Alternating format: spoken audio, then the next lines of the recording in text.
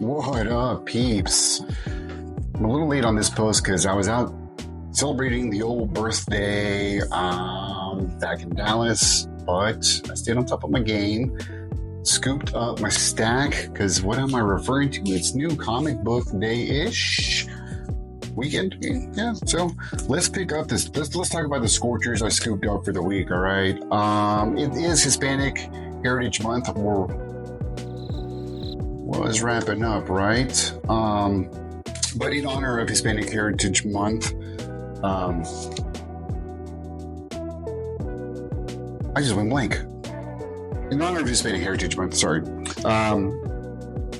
One of the items I have been looking forward to that I saw, once I saw announced, I knew how to run out and get. I've been a fan of this guy's work for a minute. The minute I saw his Dia de los Muertos variant covers for the Ninja Turtles series, I unfortunately wasn't able to scoop any of those up.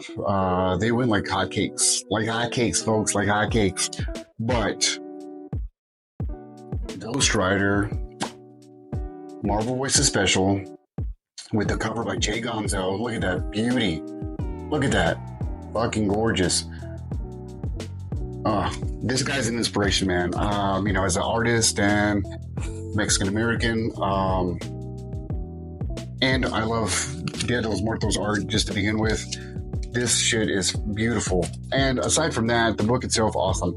I love Robbie Reyes as Ghost Rider. I love the storyline. It's a damn shame the Hulu series never got picked up because his interpretation on Agents of S.H.I.E.L.D. was phenomenal. Like, he looked legit and has so much promise, and I hope we get a live action version of it because honestly, that's the way to go. Love Johnny Blaze, love Danny Ketch, but let's move forward, right? Like, Ghost Rider as a property there's so much they can do with it, and even if they want to bring them back as mentors, cool.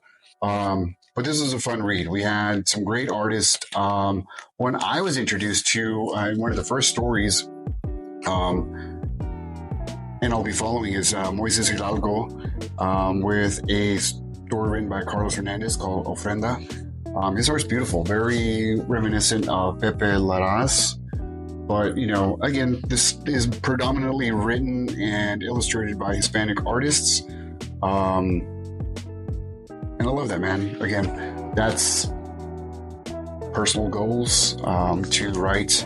Not write, well, maybe write one day. I'm going to work on the writing skills. But illustrate, get some of my own artwork with some of the big three published one day. Goals, right? I'm continuing the process. Also, from the House of Ideas, Ultimate Black Panther, number 9.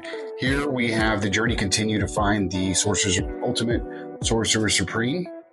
Also, as Black Panther is trying to kind of hold back from his upcoming war with Moon Knight, we do get introduced to Doctor Strange here at the end, who I think is Nico from the Runaways in the regular Marvel Universe.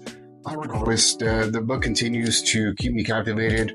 Hill and Caselli, another one of these most influential artists and charismatic artists out there right now. Like, his illustrations, they're cartoonish but realistic. Like, what he's able to captivate and just capture is just great. I love his stuff.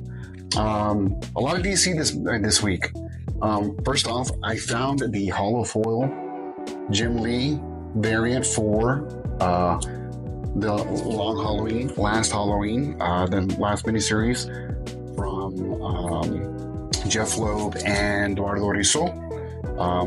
Again, in memory of the late Tim Sale.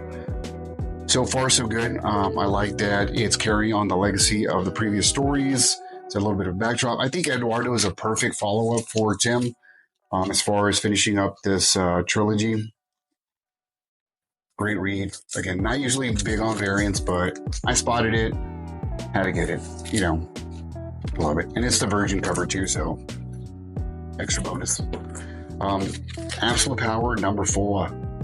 The culmination of the Absolute Power miniseries. Or not miniseries. Well, I guess it is a miniseries. Our little event.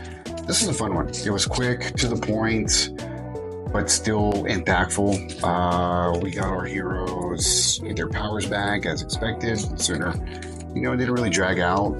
Dan Mora is another Hispanic artist. I'm seeing a theme here. He's killing it, just killing it with his art.